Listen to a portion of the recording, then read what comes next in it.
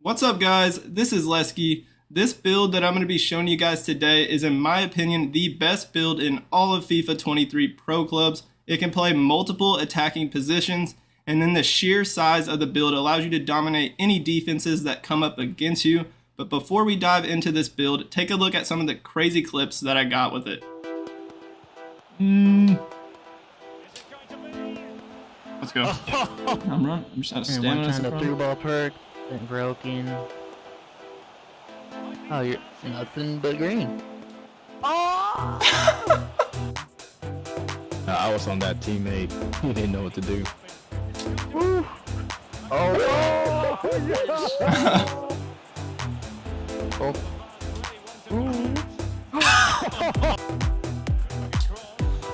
Let's go, Scorpion.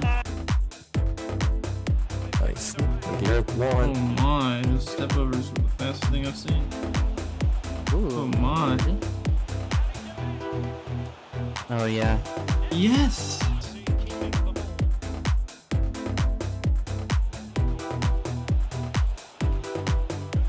Wow, nice. Nice, let's go. Keep going. Oh, But my. That's the best pass I've ever made in my entire life. the team we couldn't. Hey, oh, did you see that? But you just yeah. Watching for the dust. Oh, Meg. Oh, thanks. Oh, I think that was a Meg pass.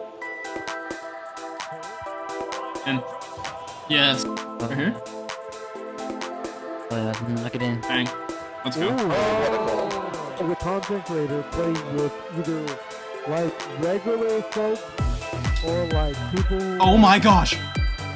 I think the finisher a little hurt off that. Oh my. Let's go! So as you can see, this is an absolute monster of a build and definitely the most fun build I've used in FIFA 23. And if I had to stick with one build for the rest of the year, it would be this one right here. It's huge, it's got the strength, it's got the dribbling, the pace, the shooting, and even the passing. It's extremely well-rounded for an attacker build. And I think you could even somehow turn it into a center mid, like box-to-box type build, and it would work great there as well. You can change the perks up on this build depending on what position you're going to use it in or how you want to play this build.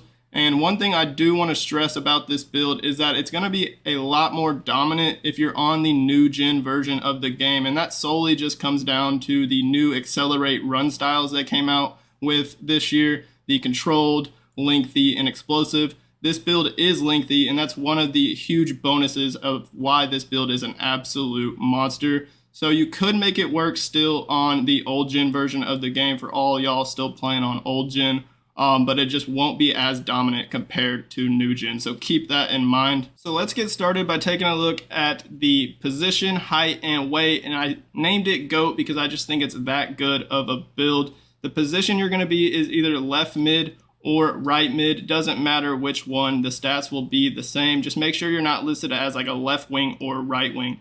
Got to be left mid or right mid. And then the height 6'6", you're going to need 6'6". You can't go over to 6'7". It just won't be as good. And then the weight 253. Make sure you're in this weight section. I think the lowest you can go in this weight section is 227. Once you go down to 224, the stats will change. So make sure you're anywhere in between 227 and 253. I decided to just go the max weight. Preferred foot, that is really up to you guys, but I'm usually right-footed when I'm playing pro clubs. Let's take a look at the perks that you can use on this build. These first two perks that I'm going to suggest on this build are the perks that I kept on this build the entire time while using it. And then the third perk slot, I kind of switched that up depending on what position or how I wanted to use the build.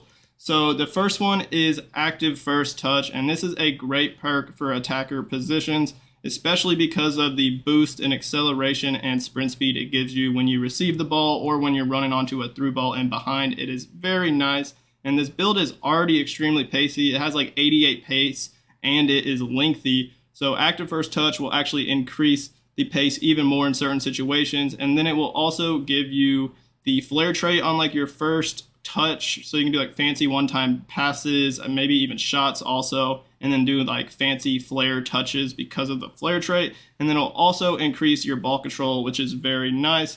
The second perk slot is skilled dribbler, And this is just to make the build feel even better on the ball. We have a lot of skill points on dribbling. The dribbling is fantastic on this build, and skill dribbler will make it feel even better. It'll give you a permanent flare trait and then upgrade your dribbling attribute and basically max it out. And it makes the build feel very silky smooth on the ball, especially for such a big build. You wouldn't think it would be that great when it comes to dribbling, but it's quite nice. And for this third perk slot, you really can't go wrong with any perk you pick. Just pick one that is good for your playstyle or whatever position you're going to be using this build in. I'm pretty sure the first time I used this build, I put physical strength on to max out the strength and then also upgrade the jumping, because I believe like the jumping is like the one downside I'd say on the entire skill tree of this build. I think the jumping is only 69. Even though you're 6'6", you can still win some headers with that low jumping, but the physical strength will increase the jumping strength and even your ball control. So that is a good option. Another one that I liked using, I believe, was Poacher when I played this more up top in a striker position, just to increase all the shooting attributes more when you're inside the box. Poacher is a great option.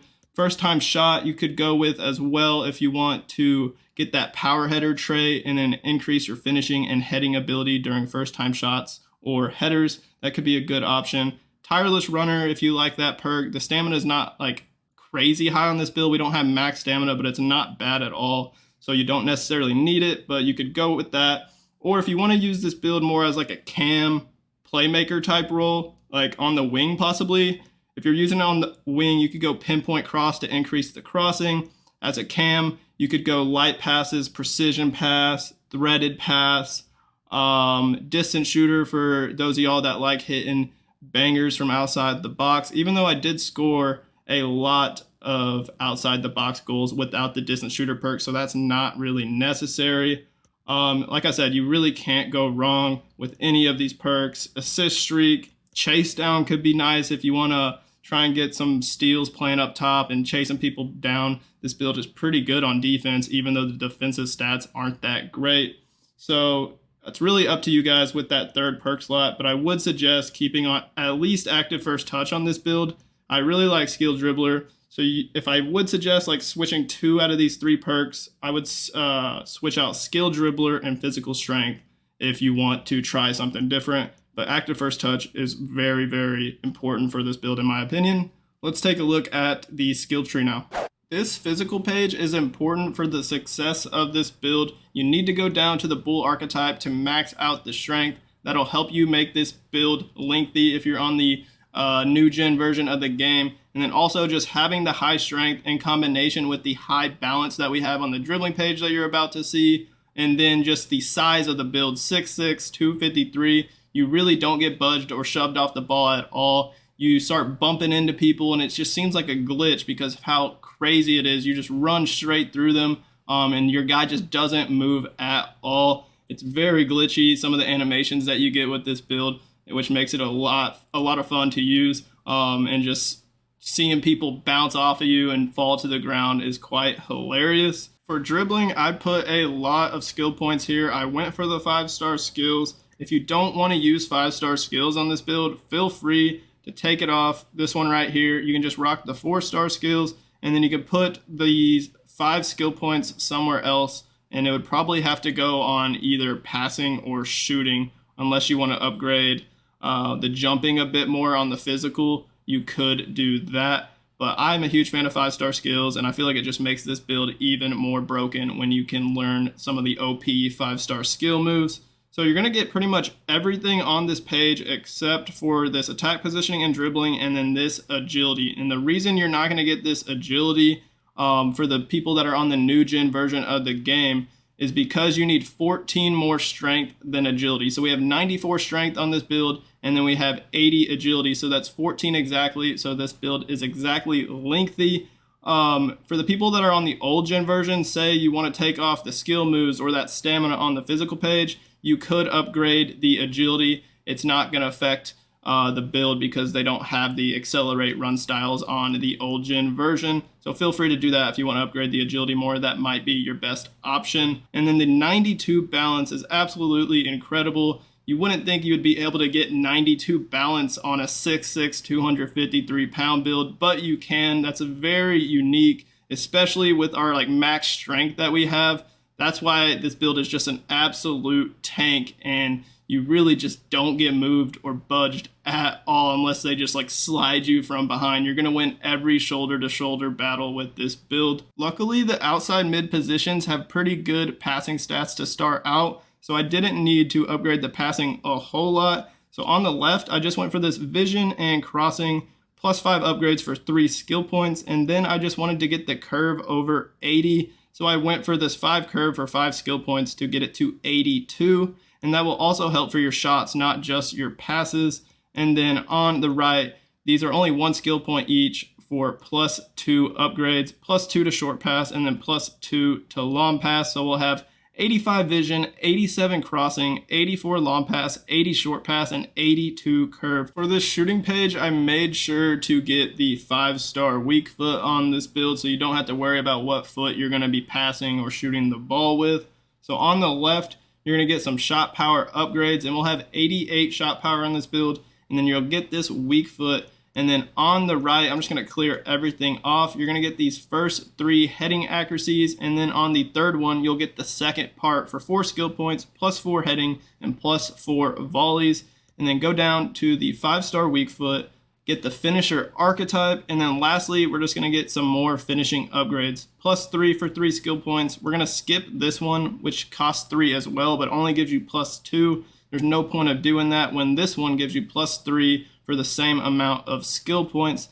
So just looking at the stats, we have 88 finishing, 88 shot power, 88 long shots, and 88 volleys, as well as 92 heading accuracy, 82 free kick accuracy, and then 76 penalties. And free kick accuracy and penalties are not nearly as important, so I'm not too worried about those stats. And for the pace on this build, I decided to max it out at 84 acceleration and 92 sprint speed with the active first touch perk on this build, increasing the pace more in certain situations. This build feels absolutely rapid, especially because on the new gen version of the game, it has the lengthy accelerate run style, and that'll help you just burn people over long distance runs, and you can easily get in behind in a lot of 1v1 situations. And then the fact that this build is just so strong, so big, and then it has that 92 balance, you just can't be thrown off the ball very often at all. It has that sticky trait where even if they might hit the ball away for you, your guy will just be able to bully them and body them out of the way and just retain the possession of the ball. So this build is definitely, in my opinion, the most fun build I have used.